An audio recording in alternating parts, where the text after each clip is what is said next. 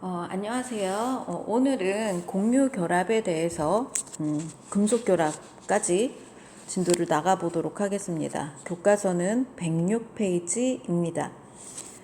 공유 결합도 여러분들이 발표를 또 너무 잘해 주셨잖아요. 그래서 아마 기본적인 내용은 어려움 없이 여러분들이 모두 다 숙지하고 있을 거라고 생각을 합니다. 그래서 아는 부분은 간단하게 넘어가고 여러분들이 다루지 않았던 부분 위주로 오늘도 수업을 진행하도록 하겠습니다. 공유 결합은 공유, 주고받는 게 아니죠. 같이 소유를 하는 거예요. 자, 우리가 지금 여기 보면 플루오린이겠죠.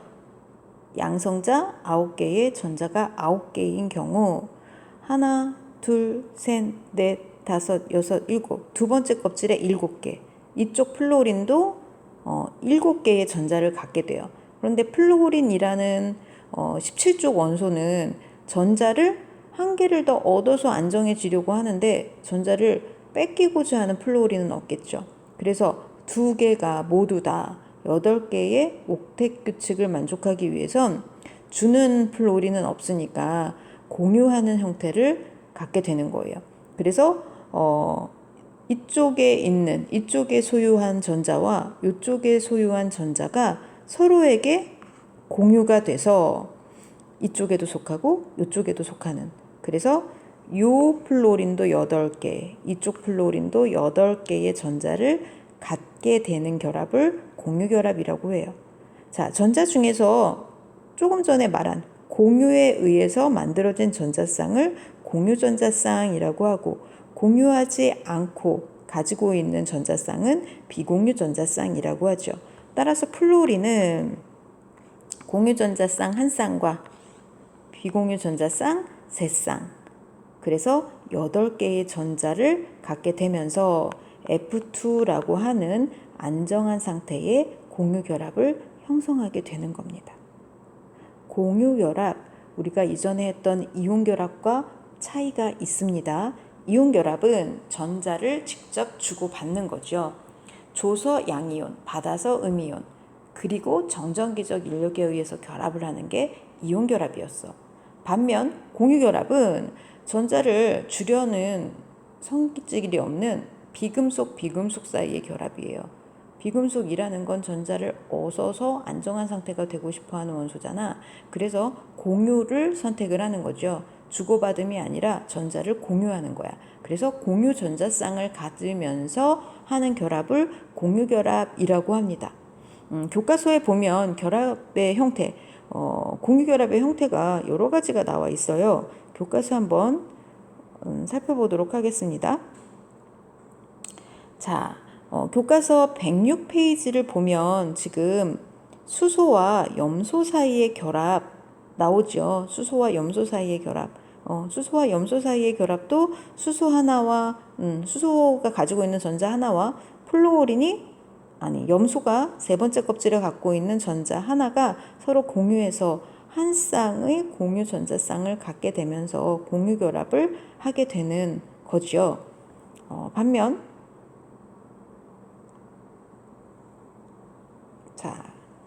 반면 이산화탄소가 형성될 때 보면 탄소는 두 번째 껍질의 전자가 4개밖에 없어요. 산소는 두 번째 껍질의 전자가 6개가 있어. 그러면 산소는 전자가 2개 필요하고 탄소는 전자가 4개가 필요하죠. 그래서 산소 2개와 결합을 하는 거야. 그것도 이중 결합을 한단 말이지. 따라서 이산화탄소는 C와 O 사이에 이중 결합을 2개 가지면서 탄소도 8개, 산소도 8개의 안정한 전자 배치를 갖게 되는 거죠. 이산화탄소에서 C와 O는 이중결합. 반면 질소끼리의 결합이 있어요. 질소끼리의 결합을 보면 여기서는 C하고 N이구나. 자, 탄소는 아까도 얘기했지만 두 번째 껍질에 전자가 4개잖아. 근데 수소와는 결합을 하나밖에 할 수 없기 때문에 3개의 결합이 필요해요. 그래서 N과 결합할 때 C와 N은 삼중결합을 하게 되는 거죠. 그러면 탄소는 8개, 질소도 8개, 수소는 2개만 있어도 안정한 상태가 되니까 이런 식의 결합을 공유하게 되는 거지. 이거를 공유결합이라고 이야기를 합니다. 자, 밑에 있는 확인 3번을 보면 질소, 두 번째 껍질의 전자가 5개잖아. 그럼 몇 개가 필요해? 3개가 필요해. 그러면 3개를 공유해야 돼요. 따라서 질소와 질소 사이에는 삼중결합이 형성이 되는 거고, 산소는 두 번째 껍질의 전자가 6개니까 2개가 더 필요하죠. 필요한 개수만큼 공유한다라고 생각하면 되는 거야. 따라서 산소와 산소 사이에는 무슨 결합? 이중결합이 형성이 되게 되는 거예요.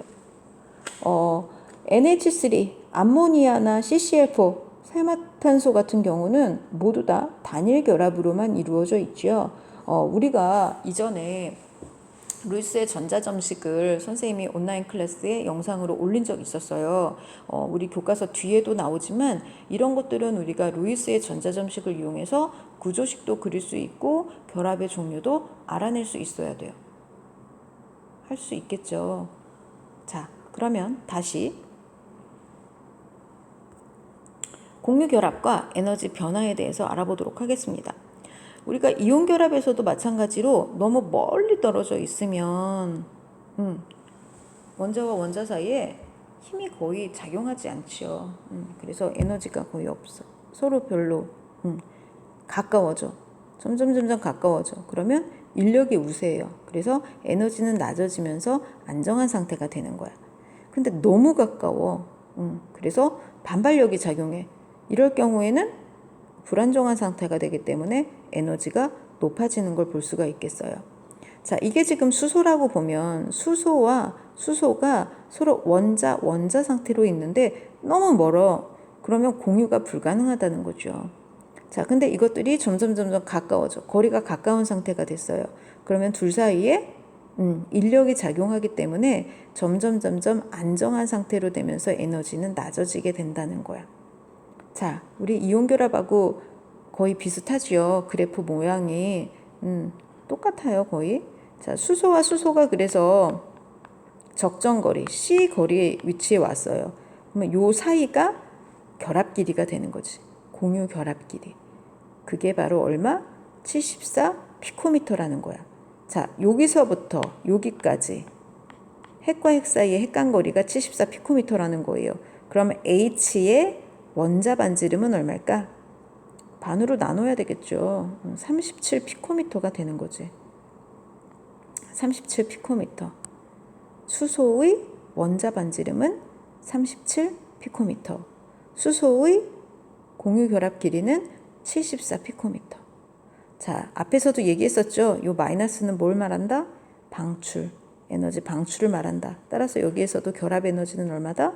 수소의 결합 에너지는 436 kJ per 몰이 되는 겁니다.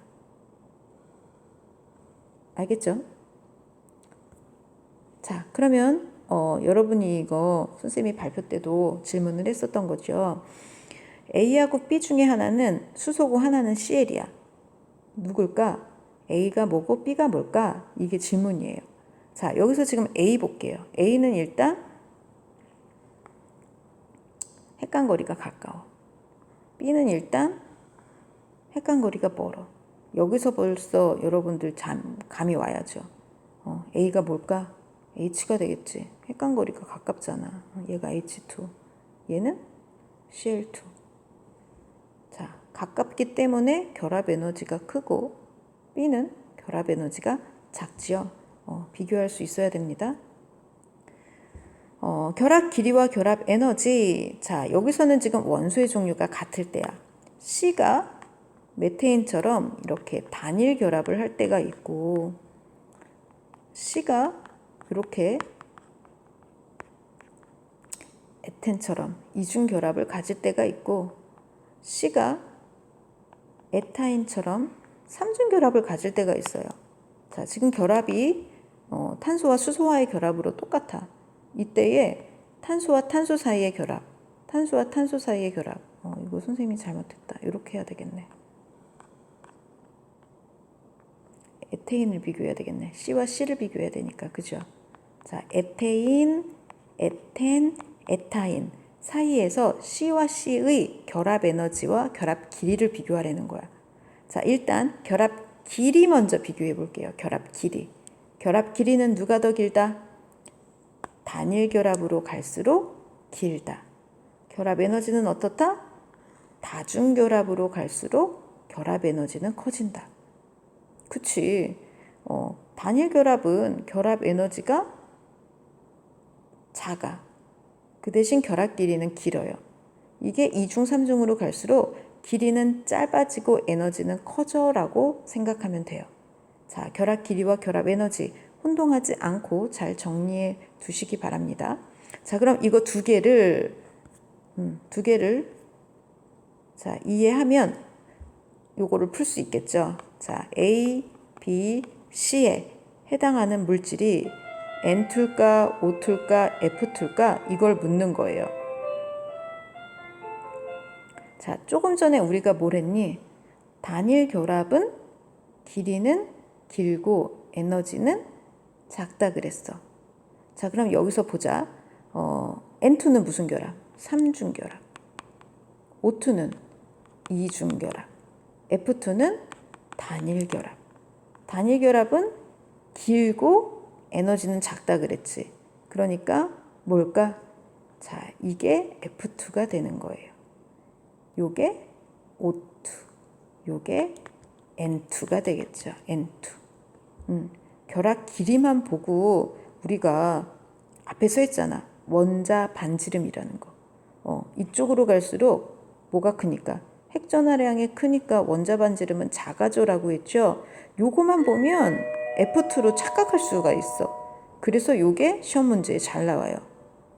쉬는 시간에는 가급적 교실에서 쉬도록 하고 친구들과의 불필요한 대화를 자제하여 주시기 바랍니다. 화장실을 가거나 다른 용무로 인해 교실 밖으로 나와야 할 경우에는 반드시 마스크를 착용하고 이동하여 주시기 바랍니다. 용무를 마치고 교실로 돌아가기 전에는 반드시 손을 소독하거나 씻고 교실로 들어가시기 바랍니다. 나와 친구들 그리고 우리 모두를 지키기 위해 노력하는 광성인이 됩시다. 감사합니다.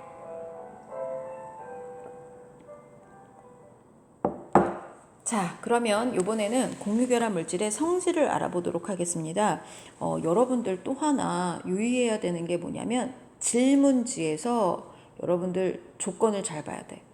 일반적으로, 모두 이런 말이 들어가면 좀 더 유심히 봐야 돼요. 예를 들면 금속은 은백색 광택이 나타난다. 이 말은 맞다 틀리다? 일반적인 성질이기 때문에 맞아요. 그런데 금속은 모두 은백색 광택을 갖는다. 이 말은 맞아 틀려? 틀리지. 왜냐하면 구리나 금은 은백색이 아니잖아. 그치? 따라서 금속은 은백색 광택이 나타나. 이거는 일반적으로라는 의미를 포함하고 있는 거예요. 그래서 금속의 성질에 포함돼. 그러나 금속은 모두 은백색 광택이 나타나. 이거는 틀린 말이라는 거야. 여기서도 보세요. 공유결합 물질. 일반적으로 분자로 존재한다. 이 말은 분자의 형태가 아닌 공유결합도 있다 없다? 있다. 원자결정 있잖아. 그죠? 따라서 분자로 존재하면 공유결합이 맞아. 그러나 공유결합은 모두 분자로 존재해. 이건 틀린다는 거죠. 공유결합 물질 녹는 점이나 끓는 점이 낮다. 이것도 보세요. 원자결정 같은 뭐 다이아몬드, 흑연 이런 거 녹는 점 막 3,000도 넘잖아. 그지? 여기서 공유결합 물질은 일반적으로 녹는 점이나 끓는 점이 낮다라는 건 그쵸? 분자로 존재하는 분자 결정들을 말하는 거예요. 대부분이 그렇기 때문에. 자, 고체나 액체 상태에서 전기 전도성이 없다. 고체, 액체에서 전기 전도성이 없는 이유가 뭘까? 그치? 얘네는 일반적으로 분자로 존재할 때의 중성이지요. 그렇기 때문에 전기 전도성이 없어요. 그런데 이제 여러분들 조심해야 되는 게 뭐냐면 수용액이 됐을 때 전해질이 되는 경우 있지. 예를 들면 HCl 같은 거. 이게 기체 상태로 있을 때는 전기 전도성이 없어요. 그런데 이것이 이렇게 되면 수용액 상태가 되면 H+와 Cl-가 존재하게 되잖아. 그치. 그러기 때문에 이때는 전류가 흐를 수 있단 말이야. 이걸 뭐라 그래? 물에 들어가서 전류가 흐르는 거. 전해질 물질이라고 하죠. 공유결합 물질 중에서도 대표적으로 산, H2SO4나 뭐 HNO3나 이런 것들은 모두 다 물에 들어가면 H+라고 하는 이온을 낸다. 다 알고 있죠. 산의 정의. 그렇기 때문에 공유결합 물질이지만 전해질이 될 수 있는 거예요. 따라서 우리가 공유결합의 성질이라고 하면 일반적인 성질을 이야기하는 것이기 때문에 그 문제에서 제시하는 그거를 잘 봐야 돼요. 일반적으로라는 내용을 포함하고 있느냐, 모두를 포함하고 있느냐, 이거에 따라서 OX가 달라져요. 그렇기 때문에 이런 부분을 여러분들이 또 실수하면 안 된다는 거죠. 유의하세요. 자, 조금 전에 얘기한 거죠. 공유결합 물질에는 공유결정, 우리가 원자결정이라고도 이야기를 하죠. 다이아몬드, 다 뭐로 돼 있니? 탄소로 돼 있어. 그죠? 탄소, 탄소, 탄소, 탄소, 탄소. 몽땅 다 탄소로만 이루어져 있어. 무슨 모양? 정사면체 모양. 엄청 강해요. 우리가 공유결합, 이온결합, 금속결합 비슷비슷한 아이들 비교하잖아? 그러면 누가 제일 강한 결합이냐면 공유결합이 제일 강해요. 그래서 공유결합 물질 중에서도 이렇게 공유결정들은 녹는 점이나 끓는 점이 이온결합 물질보다 훨씬 더 높아요. 그만큼 공유결합이 강하다는 걸 알 수 있다는 거죠. 따라서 우리가 공유결합 그러면 다 기체 상태의 분자결정만 생각하는데 이런 원자결정, 공유결정도 있다는 거. 그래서 일부 공유결합에는 아까 일반적으로 녹는 점이 낮다라고 했지만 녹는 점이 매우 높은 이러한 공유결정도 있다라는 거 기억해 주셔야 합니다. 자, 흑연 잘 알고 있죠. 육각형 이렇게 탄소, 탄소, 탄소, 탄소, 탄소, 탄소가 육각형 모양으로 계속 연결이 돼 있어. 또 2층과 2층 사이에 결합이 또 이루어져 있어. 자, 요 결합은 되게 강해요. 근데 요 결합은 되게 약하단 말이야. 그러니까 흑연, 연필심 같은 경우는 여기가 잘 끊어지죠. 그래서 이렇게 미끄러지는 성질이 있기 때문에 연필심으로 만들어 쓰는 거지. 자, 여기서 중요한 거. 탄소 중에서 자연에 존재하는 물질 중에 비금속이면서 전기전도성을 갖는 건 흑연이 유일하죠. 물론 신소재, 우리가 만든 그래핀 이런 거는 탄소 동소체야. 당연히 전기전도성이 있어요. 그거는 자연에 존재하는 게 아니잖아. 그러니까 자연에 존재하는 비금속 물질 중에서 유일하게 전류가 흐르는 건 흑연. 그 이유는 탄소가 지금 여기 보면 하나, 둘, 셋 결합선이 3개야. 아까 다이아몬드는 정사면체였으니까 4개였잖아. 3개라는 말은 어딘가 하나에 결합하지 않은 전자가 있다는 거죠. 이 전자들이 막 돌아다녀. 마치 자유전자처럼. 그래서 전류가 흐르도록 해요.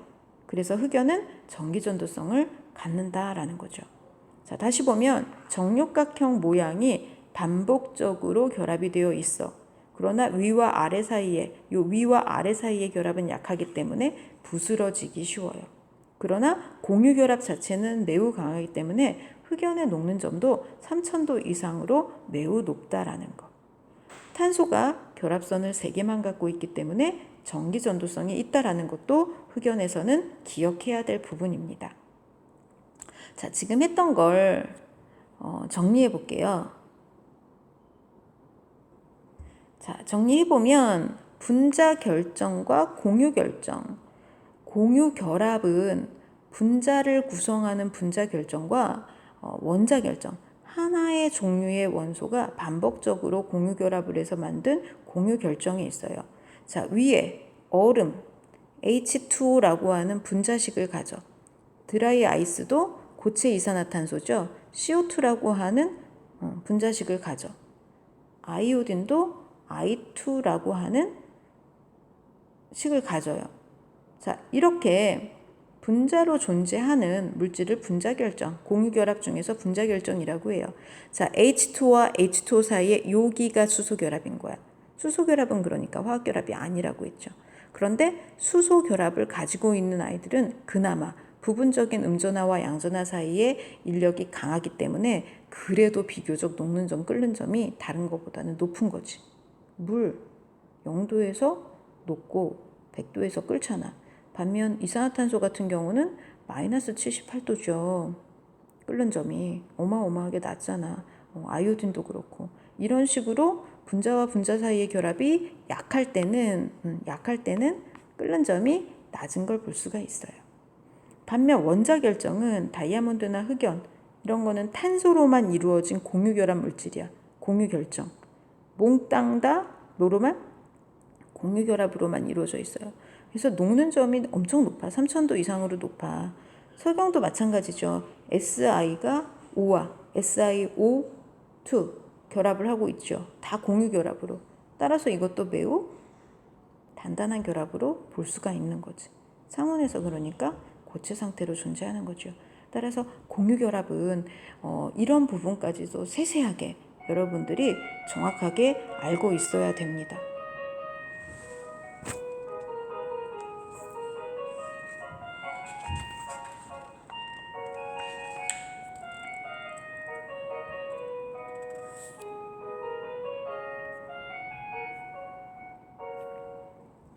금속 결합은 간단하기 때문에 빨리 설명하고 마치도록 하겠습니다. 금속은 전자를 버리기 쉬운 양이온이 되기 쉬운 성질을 갖고 있다고 했잖아. 따라서 금속 자체가 양이온이 되면서 자유전자가 생기는 그러한 형태를 갖고 있어요. 근데 이 자유전자들이 말 그대로 막 돌아다닌단 말이야. 그래서 양이온과 양이온을 전자가 연결을 해줘. 그래서 정전기적 인력에 의해 강하게 결합을 하고 있어요. 양이온이 된 플러스와 플러스 사이에 전자들이 돌아다니면서 이것들을 연결해 준다는 거죠. 따라서 예를 들면 우리가 화학식 CU라고 쓰잖아. 그러면 이거는 CU 하나만 있어도 CU고 CU가 E 플러스가 되면서 전자들과 이렇게 결합이 되어 있는 덩어리 상태로 되어 있는 것도 우리는 CU라고 화학식을 쓰지요. 조심해야 돼. 하나 원자 상태로 존재할 때도 CU, 이렇게 금속 결정으로 있을 때도 CU라고 화학식을 써준다는 거 다 알고 있죠? 자, 지금 보면 플러스가 된 금속 양이온 사이에 전자들이 이것들이 정전기적 인력에 의해서 결합을 해주기 때문에 매우 단단한 결합, 이걸 우리는 금속 결합이라고 한다. 그리고 이것을 금속 결정이라고 하죠. 자, 금속 결정 같은 경우도 분자식을 쓸 수가 없어. 결정은. 그래서 그냥 가장 간단한, 이게 만약에 여기에 F이다 그러면 그냥 Fe, CU면 그냥 CU 이렇게 써주는 거예요. 금속 결합. 자, 금속 결합은 전기 전도성이 크지요. 뭐가 있으니까? 자유전자가 있으니까. 일단 이온이나 전자가 있으면 전류는 흐른다고 보면 돼요. 이온이나 전자는 전하를 띠고 있잖아. 그렇기 때문에 전류를 흘려 보내주면 일정한 방향을 갖게 돼. 그렇기 때문에 전류가 흐르죠. 따라서 금속 결정은 전기 전도성이 매우 크다라는 거. 자, 열 전도성도 마찬가지죠. 열 전도성도 자유전자 때문에 열을 잘 전달하기 때문에 열 전도성도 매우 큽니다. 자, 금속 결정은 외부로부터 힘을 받으면 이온 결합 물질처럼 쪼개지지 않죠. 잘 부서지지 않아. 왜냐하면 자유전자가 또 가서 메꿔주고 또 와서 메꿔주고 하면서 결합을 연결해 주기 때문에 잘 깨지거나 부서지지 않아요. 외부로부터 힘을 받아도 결합이 계속 연결이 돼. 그 대신 힘을 받으면 어떻게 돼? 납작해지거나 아니면 늘어나겠죠. 자, 이게 계속 늘어나서 실처럼 되는 거, 철사, 구리선 이렇게 되는 게 연성, 철판, 구리판 이렇게 퍼져서 판이 되는 건 전성이라고 해요. 판이 되는 건 전성 때문이고 실처럼 선이 되는 건 연성 때문이다. 모두 다 자유전자 때문이죠. 자, 이렇게 광택이 나타나는 것도 자유전자 때문이지 모든 빛을 파장이 다른 모든 빛을 반사하기 때문에 은백색 광택이 나타나요. 물론 예외도 있긴 하지요. 자, 녹는 점도 매우 높아요. 녹는 점 비교해 보면 다이아몬드와 같은 원자 결정들 무지하게 높아. 그 다음에 이온 결합 화합물 그 다음으로 높고 그 다음이 금속결합이죠. 뭐 이거는 절대적인 건 아니에요. 어떤 이온결합 물질은 금속보다 낮을 수도 있고 아닐 수도 있고, 그러니까는 이거는 거의 비슷한 상대적인 크기를 비교했을 때 원자 결정, 공유 결합 중에서 원자 결정, 그 다음에 이온 결정, 그 다음에 금속 결정, 분자 결정은 매우 낮지요.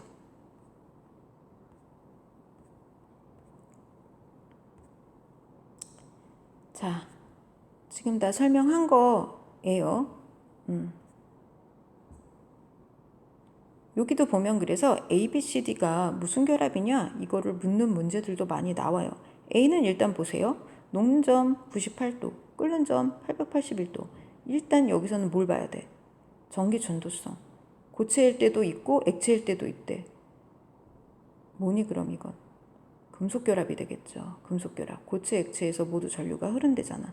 그리고 물과 반응하면 기체가 발생한대잖아. 수소기체가 나온다는 거지. 그러니까 A는 금속결합이에요. B는 녹는 점 613도, 끓는 점 1360도. 고체에서 전기전도성이 없는데 액체에서 있대요. 물에 용해된대. 그러면 이온결합 화합물이 되겠죠. C는 녹는 점 1064도, 끓는 점 2856도. 고체에서 전기전도성이 있고 액체에서도 전기전도성이 있고 물과는 반응하지 않는데요. 자, 여기서 없음인데 여기서 잘못 나온 것 같습니다. 없어. 그래야 C가 뭐가 되니? 공유 결정이 되겠죠. D는 고체에서 전기전도성 없어? 액체에서도 없어. 근데 녹는 점 마이너스 182도, 끓는 점 마이너스 164도. 뭘까 이거는? 공유결합 화합물 중에서 분자 결정이 되겠죠. 그래서 이러한 성질들을 이용해서 물질을 분류하는 것도 여러분들이 할 수 있어야 되는 부분입니다. 자, 우리는 교과서 지금 111페이지까지 지금 탐구까지 정리를 다 마친 상태입니다. 일단 결합에 대한 부분은 잘 훑었고 이제 다음 시간에 하는 건 여러분들이 조금 더 열심히 분석해서 공부를 좀 난이도 있게 해야 될 것 같습니다. 다음 시간에 하는 부분이 아마 중간고사 때 변별력 있는 문제로 출제가 될 가능성이 많지요. 그리고 여러분들이 실수도 많이 해요. 그래서 이 부분 다음 시간에 하는 학습하는 내용은 여러분들이 조금 더 신경 써서 정리해가면서 수업을 들어주셨으면 좋겠습니다. 오늘도 수고 많으셨습니다.